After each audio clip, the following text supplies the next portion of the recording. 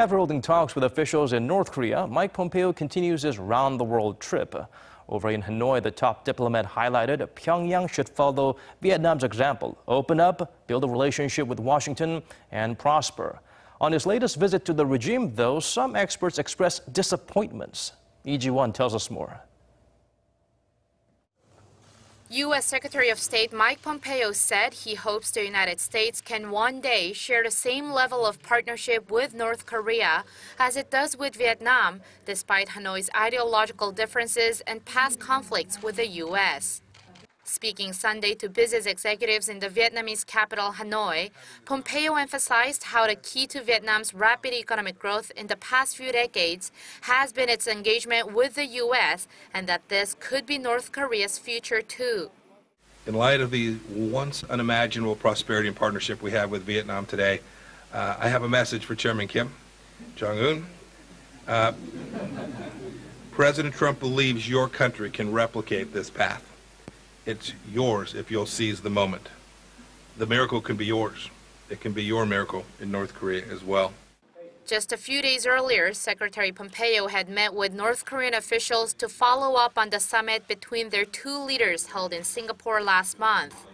Pompeo said that there was progress in almost every aspect of their discussions, but many experts are skeptical.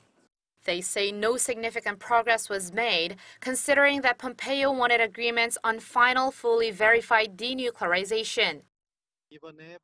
There were no specific agreements made on the goals Pompeo had set for his third trip to the North.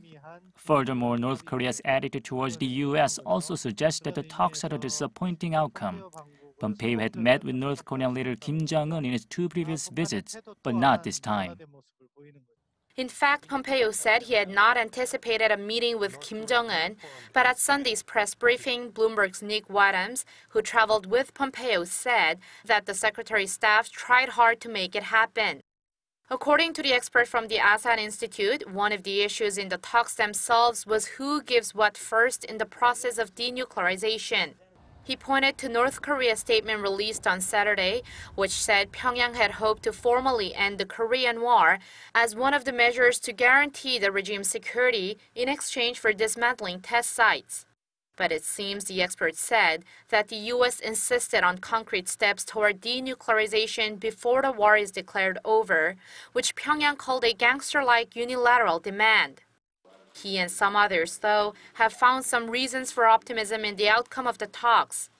He said that although North Korea did express great disappointment, it still said it has good faith in President Trump, which shows they want the talks to continue.